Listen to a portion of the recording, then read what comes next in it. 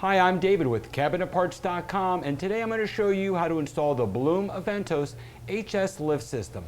First, let me disclose a little information before we start the installation process. This video is intended for the average homeowner or DIYer who wants to tackle this project themselves. This video will demonstrate the basic steps without having to purchase thousands of dollars in tools and equipment.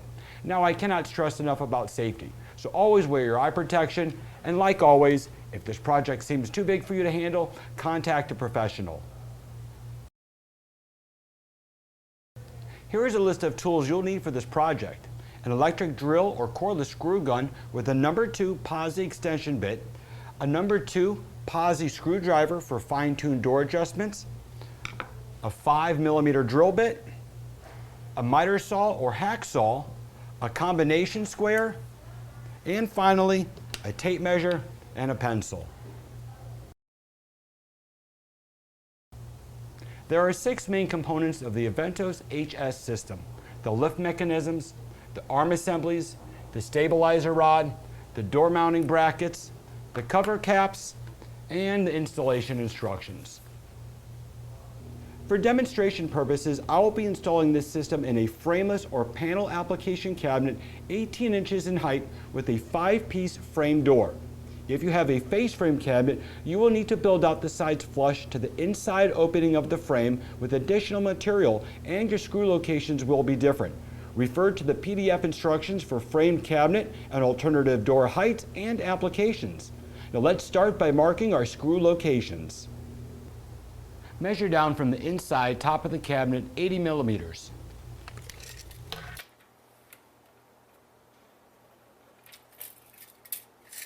Now make your first mark 37 millimeters from the front of the cabinet, followed by a second mark 229 millimeters from the front of the cabinet.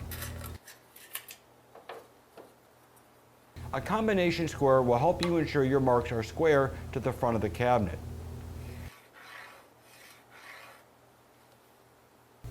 Now repeat the steps for the other side of the cabinet.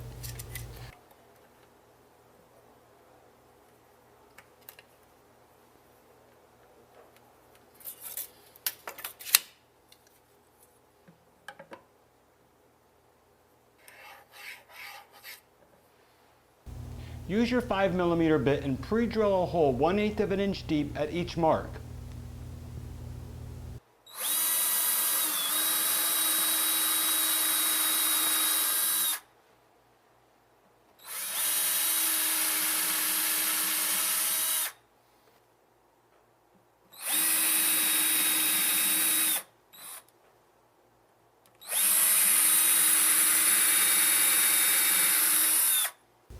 The 2 holes will allow you to place the lift system in the correct location as you use the 5 enclosed screws to attach the lift mechanisms to the cabinet sides.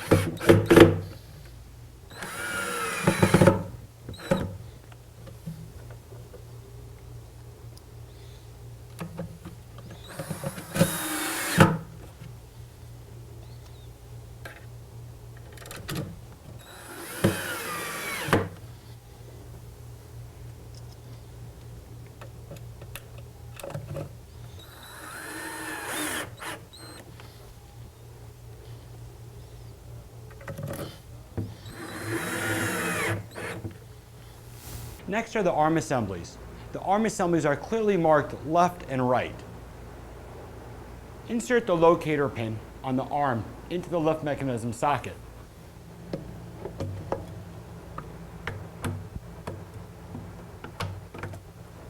Lift up the arm assembly and lock it into place. Repeat the steps for the second arm.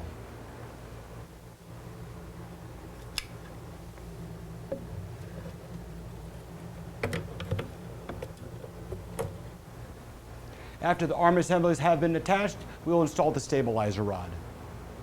The length of the stabilizer rod is the interior cabinet opening width minus 122 millimeters.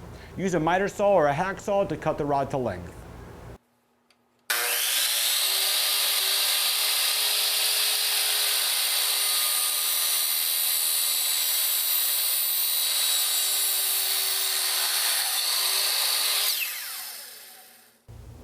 Now that we have the stabilizer rod cut to size, we'll slide on the cover caps on each end first.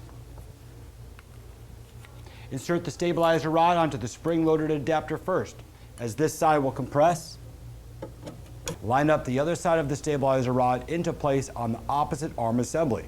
Now simply slide the cover caps over the locking tabs and the rod assembly is complete. Now let's focus on the door. You'll need to know what your top and side overlay measurements are in millimeters. Use the PDF installation instructions to determine the starting points for your mounting brackets.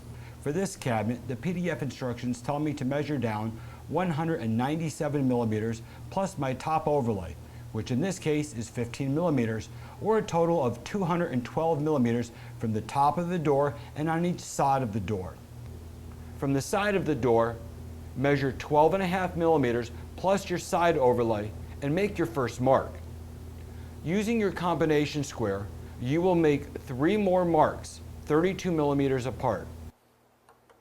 Use the proper flathead screws and attach the mounting plates with all 4 screws.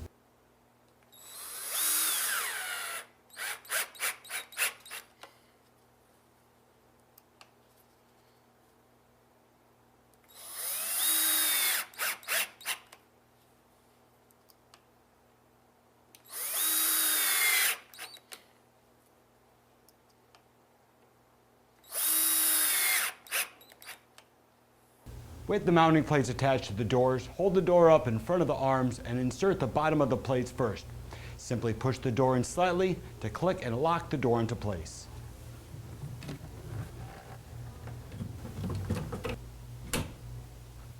Once the door has been attached, the door may not stay up or close too fast or too slow. The tension adjust can be adjusted to fit your needs. Simply use your power screw gun and the number 2 posi bit. Insert the posi bit into the tension adjust hole on the lift mechanism. With your posi bit spinning clockwise, you will add tension, and with your posi bit spinning counterclockwise, you will decrease the tension. The tension should be equal on both lift mechanisms. After you adjust the tension of the door, you will want to use the fine-tune adjustments to properly align the door. Use the first adjustment screw closest to the bottom of the door to adjust the vertical or up and down position on each side of the door. The center adjustment screw will help you adjust the horizontal or left or right position on each side of the door. And finally, the top adjustment screw will adjust the in and out position. Once your door has been completely adjusted, simply snap the cover plates on the lift mechanisms and enjoy.